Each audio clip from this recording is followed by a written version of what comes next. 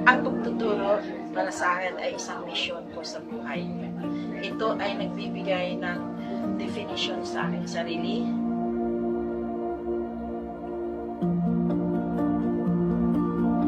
Pero gaya ng ibang trabaho, hindi madali ang pagiging guro.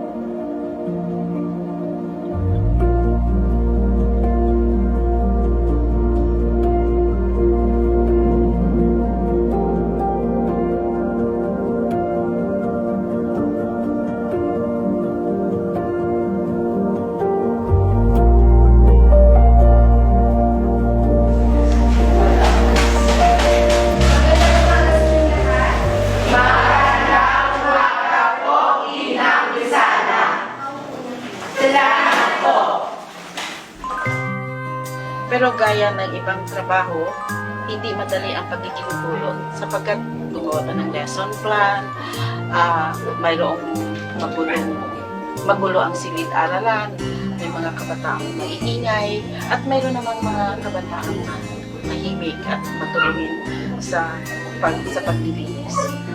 At syempre, ito ay isang pagsubok ng lahat ng guro. At dahil ito ay dito malalaman kung hanggang saan mo makakamtan ang katahimikan ng iyong buhay hanggat hindi mo masusubukan ang pagsubok na bilang isang guro.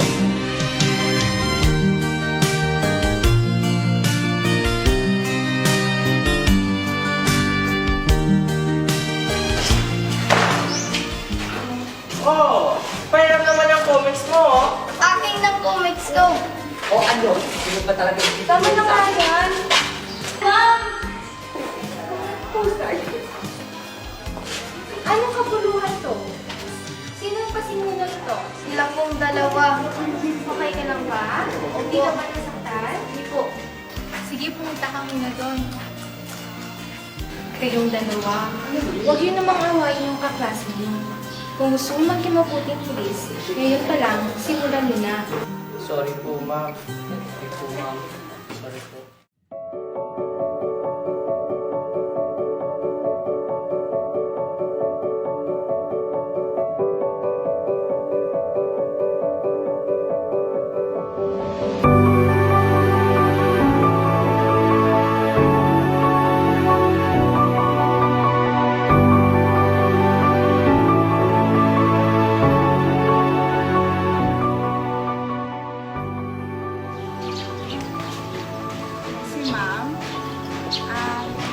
Para na siyang ikalawang magulang sa amin nung high school. Marami niya kami tinuturuan ng maayos at pinaaalahanan niya kami tungkol sa kung paano kami magiging matagumpay sa buhay. Dahil kay Ma'am Elma, nag-start ako, no, magturo. Kaya ito ako ngayon, isa na rin guro. Oo nga, dahil parati akong late noon, si ma'am yung parating nagpapaalala sa akin. Kaya ito ako yung naging successful na isang pulis.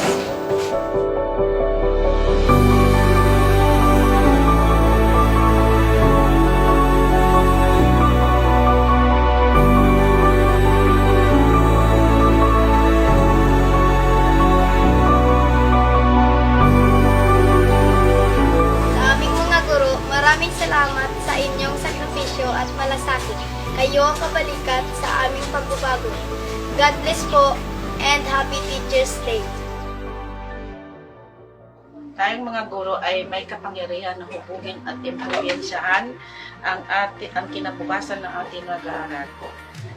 Nawa, gabayan tayo ng ating Panginoon para gabayan din natin ang ating misyon.